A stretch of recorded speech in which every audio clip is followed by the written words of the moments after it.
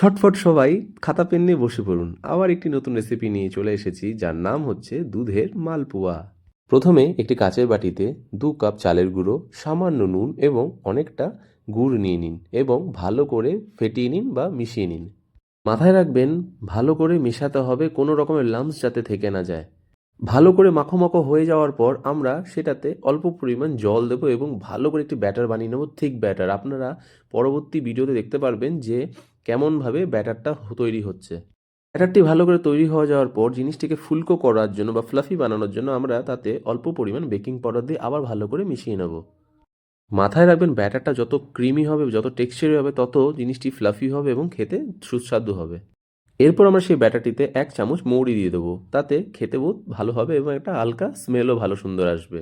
বাস, আবার ব্যাটারটিকে ভালো করে মিশিয়ে নিন। দেখতে পারবেন কত থিক এবং কত টেক্সচার এবং কত ক্রিমি ব্যাটারটা তৈরি হয়েছে আমাদের। আপনারা কমেন্ট করে জানান আপনাদের কোন কোন পিঠে খেতে পছন্দ, এবং হ্যাঁ, এই রেসিপিগুলো ভালো করে লিখে নিন এবং বাড়িতে বানিয়ে সবাইকে খাওয়ান।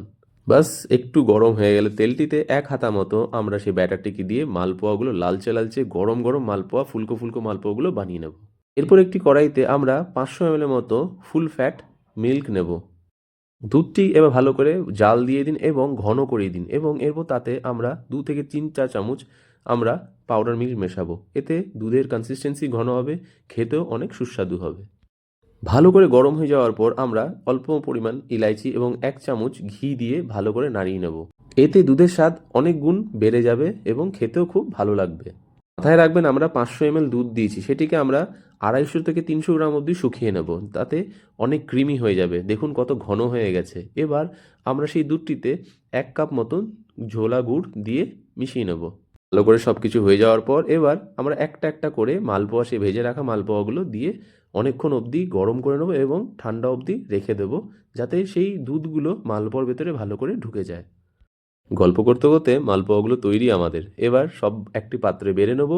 ওপরে আমরা নিজেদের পছন্দ অনুযায়ী ড্রাই ফ্রুটস দিয়ে, যেমন আমরা দিচ্ছি আলমন্ড, কিছুটা পেস্তা দিয়ে ভালো করে সাজিয়ে নেবেন, এবং হ্যাঁ, সবাইকে খাওয়ান এবং নিজেও খান। ভিডিওটাকে পুরো দেখার জন্য অনেক অনেক ধন্যবাদ, এবং ভালো লাগলে আপনারা নিশ্চয়ই একটি কমেন্ট, একটি লাইক এবং সাবস্ক্রাইবটা করে যাবেন। আশা করি আবার দেখা হবে। ধন্যবাদ।